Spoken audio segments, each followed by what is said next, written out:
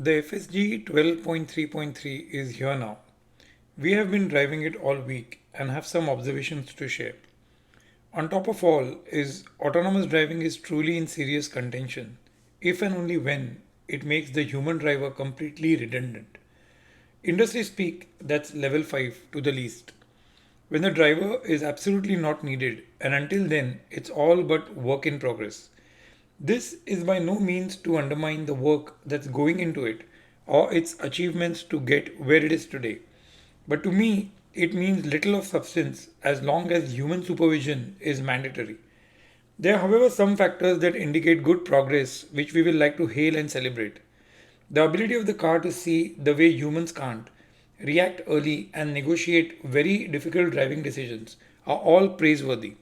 It's a space that's been evolving for some time now, so without wasting any more time, let's get into it. But before everything else, here is a quick look at the 5 levels of autonomous driving as defined by the SAE. We have previously covered it in other videos and not much has progressed on the levels since. Most automakers are at level 2 on this as of today, including the Tesla FSD 12. In this video, as stated earlier, we are reviewing the Tesla FSD version 12.3.3.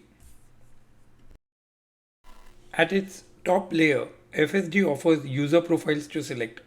The chill in FSD, that's also a Tesla drive mode sharing the same name, offers fewer speed lane changes and a larger following distance. Much like the efficiency it brings as a drive mode, it's safer in FSD. Though barring the common word, the mode and the profile are independent and unrelated.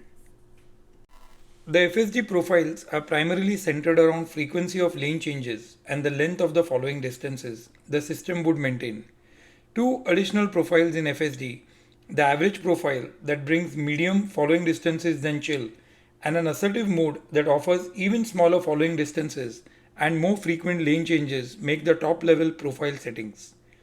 A single toggle enables the user to override any of the profiles in a single control, as much as it allows for minimal lane changes in a current drive and an automatic speed offset.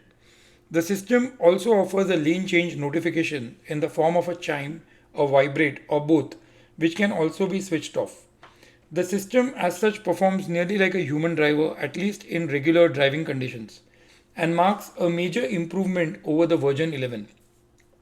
That's not to say that the system does not freak out at times.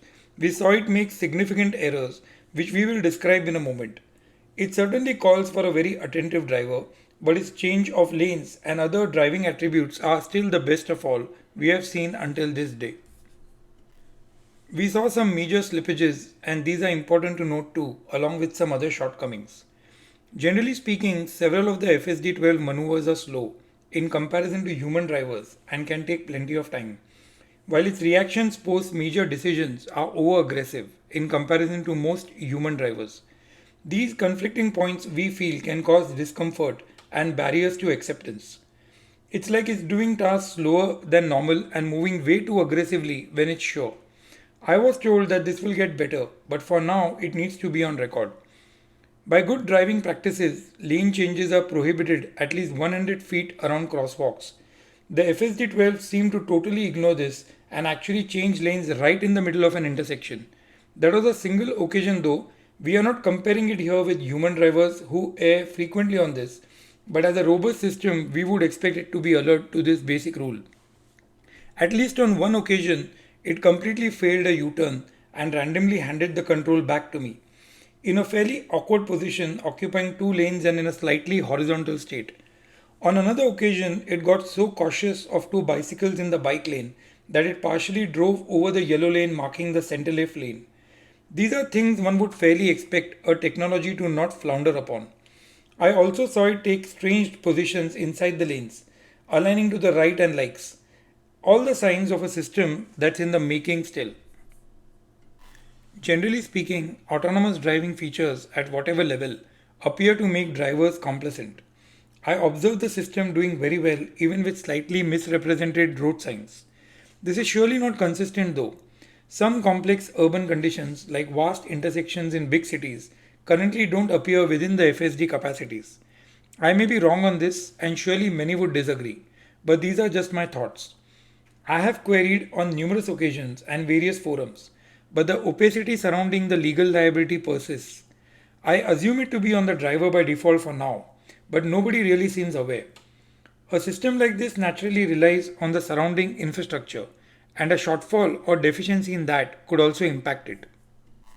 I also heard some reviewers commenting on the price and expressing what they were willing to pay for it. That's naturally on account of the debate around the price Tesla quotes for it. In my opinion, that's not even a point to deliberate upon today. It's the safety and usability that is the prime concern. Surely people have enthusiastically paid, but going forward, we'll have a better idea of its true value.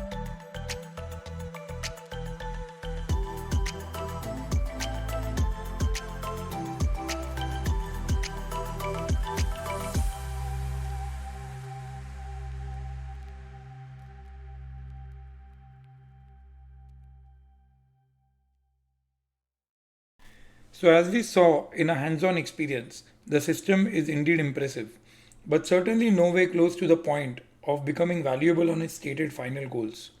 Sure, it's remarkable as a technology service, but to make it useful in the real world, it's got some way to go. Just as we were making this video, we saw the unconfirmed media link on Tesla likely putting away its long promised affordable car for now and focusing on the robotaxi. So we'll look for confirmations on this. If that's true, it surely indicates the Tesla management placing huge confidence in the system. We personally believe that autonomous driving will initially work in specific fixed route applications, like school buses and areas with defined variables, and even a centralized system probably that coordinates multiple vehicles in a given geography. That at level 5 autonomy. But it will be some way getting to the kind that Tesla envisions. That's just a view. A number of reviewers we have heard seem to project it as good and improving, but we do feel the area itself should first show results in set applications, and that's the real low hanging fruit to capture. Any which way, like all exciting technologies, let's watch this one. If you would like to see our video on the best electric truck to tow, click the link here or in the description.